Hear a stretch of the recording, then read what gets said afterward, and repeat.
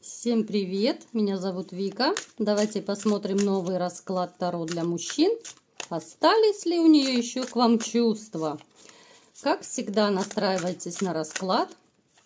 Для энергообмена ставьте лайк, подписывайтесь на мой канал, делитесь видео с друзьями и смотрим, в каких энергиях вы находитесь.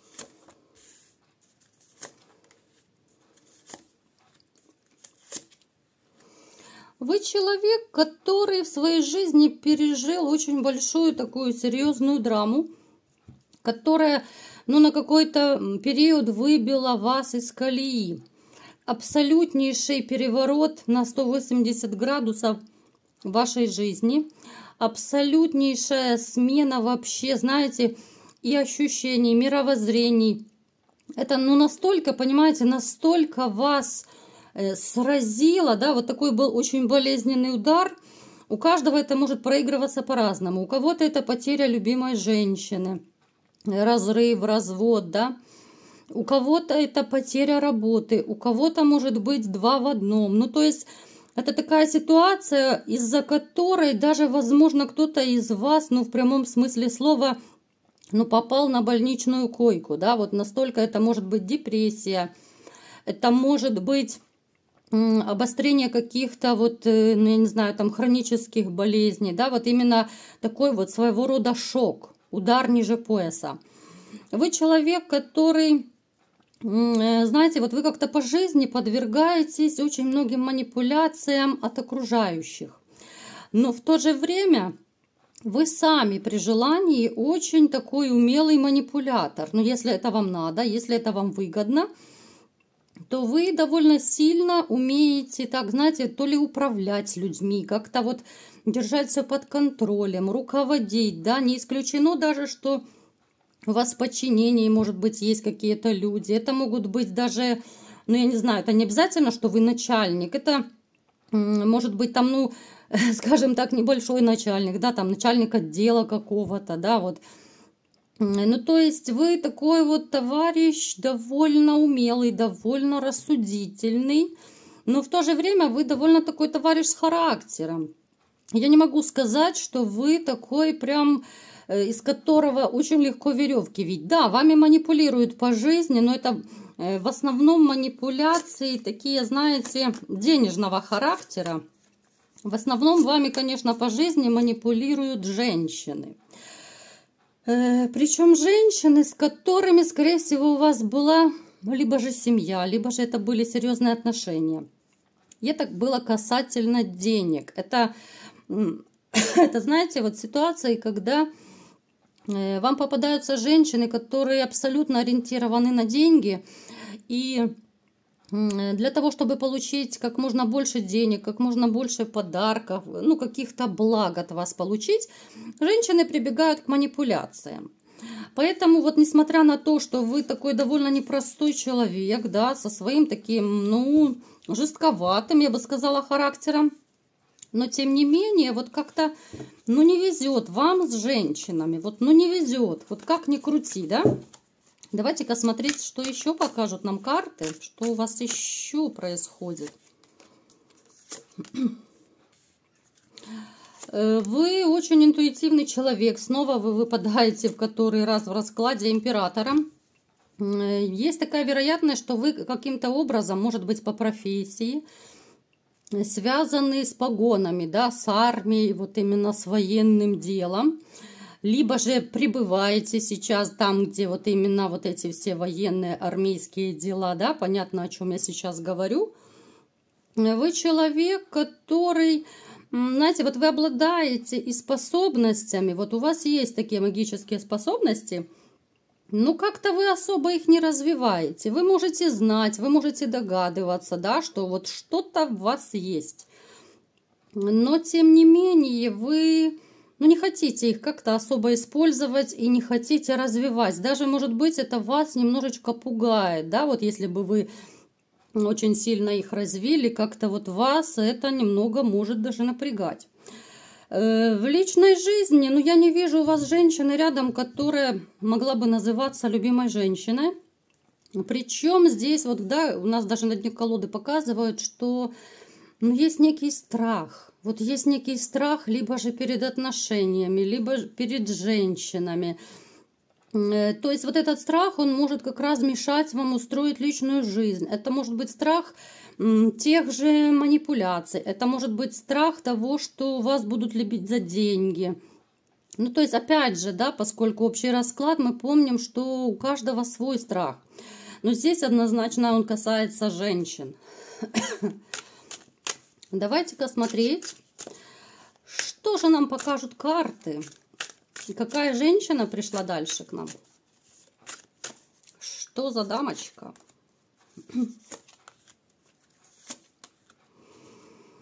К нам пришла женщина, из-за которой вы остались один. Это была ваша любимая женщина. Женщина, которую вы искренне любили, по-настоящему, всей душой. Человек, который, знаете, вот, ну, был, ну, я не знаю, центр вашей вселенной, ну, как угодно назовите, смысл жизни ваш был. Из-за нее вы стали настолько вот одиноким. Это может даже проигрываться одиночество в толпе, когда вроде бы вы везде общаетесь, да, и на работе ходите, там куда угодно, да, может быть, даже на какие-то развлечения с друзьями, приятелями, но это вас все особо не радует, потому что вы себя чувствуете одиноким, потому что у вас нет любимой женщины. Вы такой человек, который, ну, он не может находиться один, вот вам как-то, ну, не очень комфортно одному. Вот некомфортно, потому вы чувствуете себя даже в толпе одиноким, потому что не о ком заботиться, некого любить, да, вот некому нежность, ласку отдавать, да, вот может даже проигрываться ситуация, когда, ну, не очень хочется даже возвращаться домой с работы, потому что это пустой дом, либо же пустая квартира, где тебя, ну, максимум встречает четвероногий друг, а хочется-то большего, да, хочется любить и быть любимым. Поэтому к нам сегодня вот пришла женщина, которая была вашей, ну, настоящей любимой женщиной, абсолютно без притворства. Вот вы, если любите, вы любите искренне, вы любите от души. Возможно, с этой женщиной у вас есть ребенок, либо же вы хотели ребенка от этой женщины. Ну, то есть у вас было абсолютное такое, ну, серьезное, да, вот отношение к ней, абсолютнейшее такое, вот одна и на всю жизнь, как говорят. Но как-то вот не сложилось, да, не срослось. Смотрим, как же она к вам относится. Да, как раз вот эта женщина, она и разрушила вашу жизнь. Вот то, что нам показала в начале, да. Именно из-за нее у вас наступили вот эти вот по башне, да, кардинальные перемены. Именно эта женщина разбила вам сердце. Здесь, скорее всего, проигрывается измена, причем измена очень подлая, измена очень резкая такая, может быть, даже неожиданная, в которую вы, ну, какой-то период даже, может быть, не хотели верить, вы как-то вот могли даже самообманом заниматься. И, знаете, вот могли быть даже такие мысли, что, ну, не может быть, да, ну, это же моя любимая девочка, ну, как она могла, да, я же вот все для нее. Вот в таком плане. То есть это женщина, которая и вас разрушила, и в каком-то смысле она разрушила свою жизнь. Я вам скажу, что ей не так сладко тоже живется. Давайте уточним, да, вот как она живет и как она к вам относится. Сейчас будем разбираться. Смотрите, вот этой своей изменой она нанесла вот раны не только вам, но она нанесла раны и себе. Потому что, в принципе, к вам, ну, я не могу сказать, что она была прям совсем безразлична, нет. Другое дело, что дамочка просто, ну, начала с жиру беситься от красивой жизни, от вашей любви, от вашей заботы. Захотелось ей каких-то острых ощущений. Захотелось, ну, тупо разнообразия. Может даже вот проигрываться, что она начала прыгать по более молодым мальчикам. Но это не из-за того, что вот вы такой-сякой плохой. Нет, вот именно хочется какого-то разнообразия до безобразия. В таком плане. Когда ваши отношения с ней разрушились, она, в принципе, она тоже переживала. Она не ожидала, что так будет. Она пыталась, конечно, держаться. Она особо никому не жаловалась, что вот такое вот произошло, да, допустим, что вы ушли, хлопнули дверью, что вообще все разрушилось, семья разрушилась. Она не из тех, которые будут жаловаться, потому что, ну, она привыкла быть на высоте. Она у нас выпала императрица. Императрицы, они вообще такой психотип, что они довольно сильные, они довольно властные могут быть. И она такая, ну, довольно волевой человек. Поэтому вот все тяготы она переносила в себе. Поэтому вот когда она поступила так, как поступила, она и вас ранила, и себя ранила. Вот сама себя наказала вот по такой глупости, да, вот просто из-за какого-то разнообразия, вот из-за, ну, вот этого борзения, да, вот что ее залюбили, закружили, и она уже просто начала борзеть, уже захотелось чего-то новенького. Посмотрите, да, вот она прыгала по мужчинам, она и сейчас прыгает по мужчинам, но как-то вот она все чего-то ждет. Вот она чего-то ждет, да, вот у нее на первом месте стоят деньги и, конечно же, страсть. Она очень страстная женщина, и сейчас вот она вообще выбирает таких мужчин, которые могут ей, ну, конечно же, в идеале дать два в одном. Это деньги, да, вот красивую жизнь, ну и, конечно же, красивый такой бурный страстный интим. Женщина, которая, знаете, вот она живет, вот вроде бы она живет сегодня, но постоянно как будто вот она в новом поиске. Вот она постоянно чего-то, либо кого-то ищет. Вот это трэш. Посмотрите, 3 короля выпало. Давненько такого не было, да, разнообразия. Вот смотрите, сейчас мы коротко просто коснемся, да, вот как она поживает. Может быть, будет кому-то интересно. Я знаю, что некоторые из вас просто еще не могут забыть бывшую, да, интересуются ее жизнью. Поэтому для вас, ребята, эксклюзив. Посмотрим, что же у нее в жизни происходит.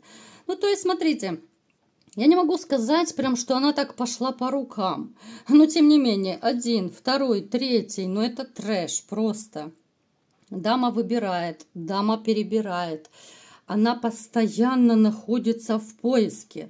Вот как будто, знаете, вот она чего-то ждет. Вот ждет все лучше, все богаче, все... я не знаю, там более страстней, да, мужчин, вот ей все больше, больше, больше надо. И она как-то, вроде бы и мужчинам она нравится, но она не может остановиться, она не может выбрать. Она постоянно вот, знаете, вот как колесница движется, она постоянно в движении, она постоянно в поиске.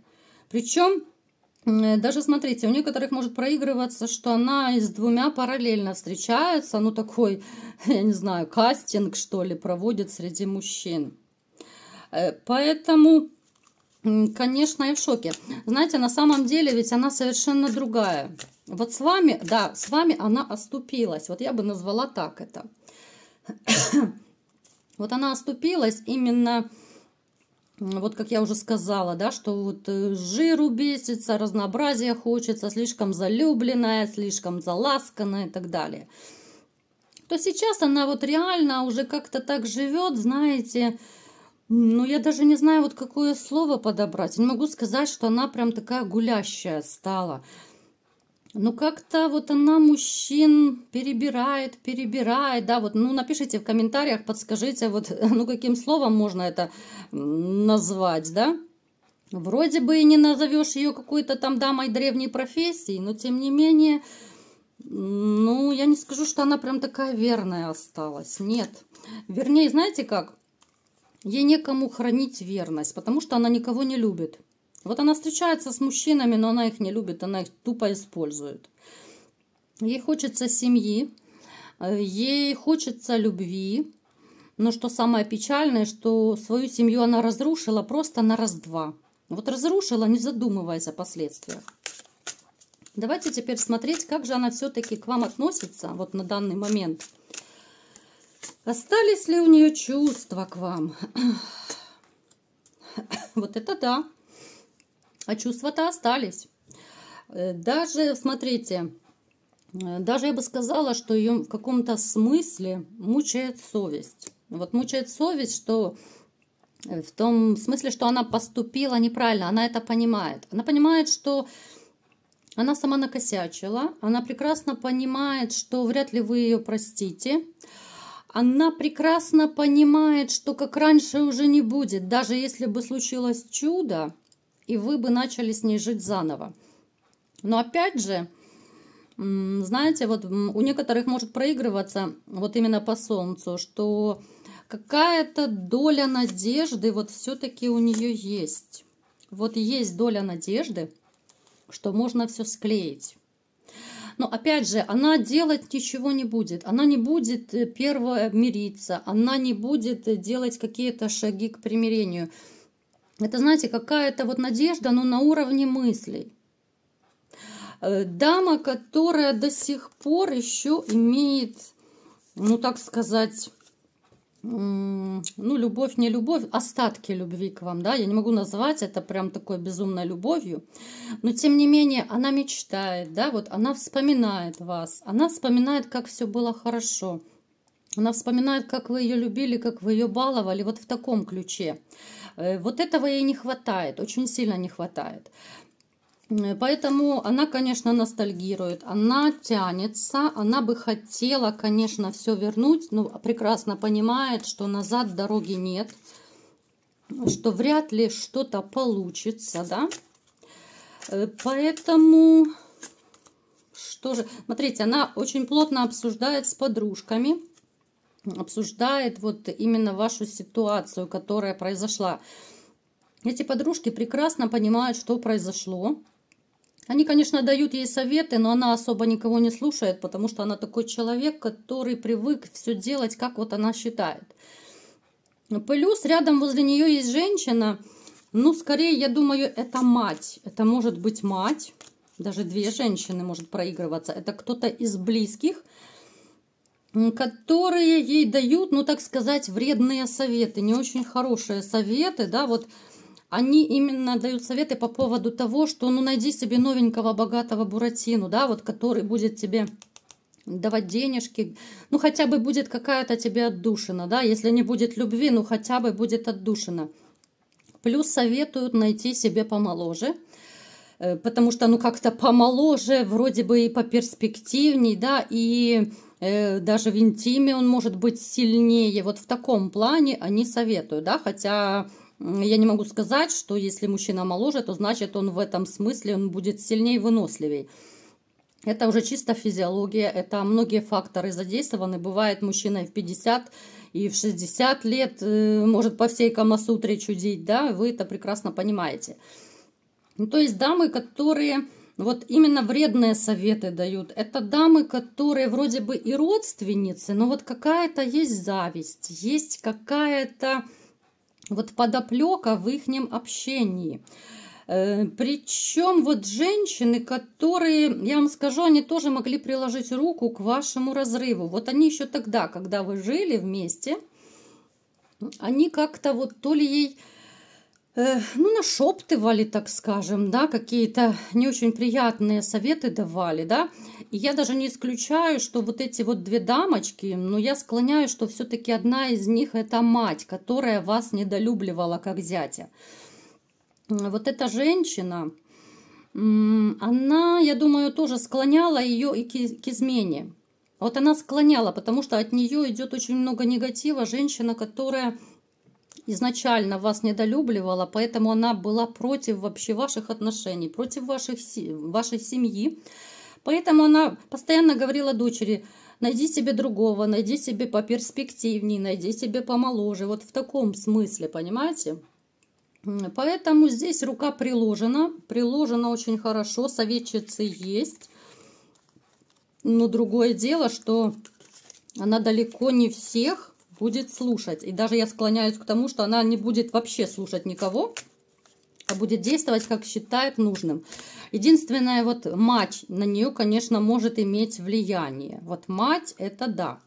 Они могут быть даже связаны вот с матерью, какой-то такой, знаете, вот неразрывная связь, как говорят. Да, вот у них посмотрите опять, да что ж такое, вот четко две женщины падают. Одна такая, которая, ну, абсолютно точно плохо к вам относится. Вторая тоже вот дама, она такая вот обеспеченная, она очень приближенная к семье, либо же она входит в семью. Может быть, это, я не знаю, там сестра матери, да, ну, тетя, то есть, либо там, я не знаю, ну, то есть две дамы, которые очень близко, тесно связаны. Дамы, которые, знаете, вот они до сих пор вас обсуждают не в самом лучшем ключе. Вот если ваша бывшая еще как-то там ностальгирует, то вот эти две дамочки, они до сих пор против вас. Они до сих пор, даже ваши бывшие, говорят какие-то гадости. Вот говорят там, ну, по типу, что слава богу, что расстались, слава богу, что так получилось. В таком смысле. Почему же они так вас ненавидят, да? Вот что ж такое?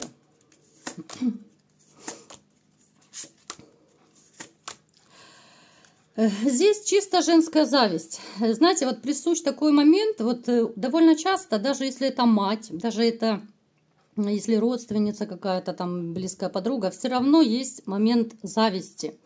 Здесь может проигрываться, что сама вот эта мать, которая вас ненавидит, либо же она одинокая, либо же ей просто не везет в личной жизни, да, могут быть у нее там какие-то токсичные отношения, вот в таком плане. Она очень сильно завидовала, когда вы жили вместе, ну, либо же когда там встречались, и у вас все было хорошо, а у нее этого не было. Поэтому вот эта такая женская зловредность, она свою роль и сыграла. Это, конечно, удивительно звучит, но довольно часто вот матери завидуют своим успешным дочерям. Они завидуют, когда, допустим, у дочери хорошо складывается личная жизнь, а у матери нет. Это очень такая распространенная проблема. Матери начинают всячески разбивать семьи. Вот именно через свои вредные советы, через какие-то гадости, которые они делают. Кто-то даже магией начинает заниматься, чтобы разбить семью. Поэтому вот как-то так, ребятушки. Бывшая, я не могу сказать, что она там безумно страдает, но есть момент ностальгии, есть какие-то отголоски, да, вот чувств, то, что осталось. Но опять же, человек понимает, что назад дороги нет, и уже, к сожалению, ничего не исправишь. Потому что имеем, не храним, потерявши плачем, накосячила, пусть кусают локти. Вот такой был расклад. Кому понравился, ставьте лайк, подписывайтесь на мой канал, делитесь видео с друзьями. И всем пока!